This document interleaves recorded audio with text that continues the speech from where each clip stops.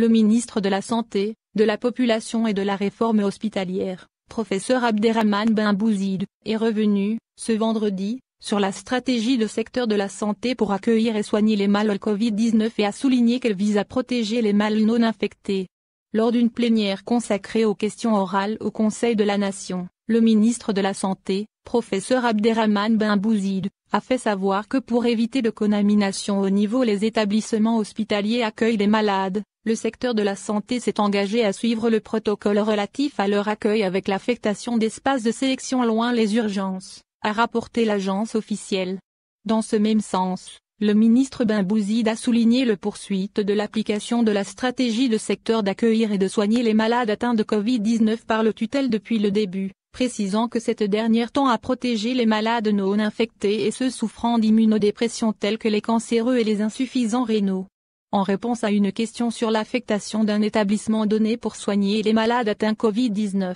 le premier responsable de secteur de la santé en Algérie a indiqué que c'est pratiquement impossible, car il est irraisonnable d'accueillir un grand nombre de malades dans un seul établissement faute de moyens matériels et humains. PR Ben Bouzid dévoile le bilan coronavirus de personnel de la santé lors de son allocution ce vendredi, 25 décembre. Le ministre de la Santé a révélé que 10 817 cas de contamination ont été recensés parmi le personnel de la santé depuis le début de la pandémie, et 141 professionnels de secteur ont été emportés par le coronavirus, Covid-19. Professeur Ben Bouzid a souligné que le président de la République, Abdelmadjid Tebboune, a décidé d'accorder aux employés de secteur de la santé une récompense sous forme de prime mensuelle accordée exceptionnellement en contrepartie de risques quotidiens auxquels ils sont exposés dans l'exercice de leurs fonctions.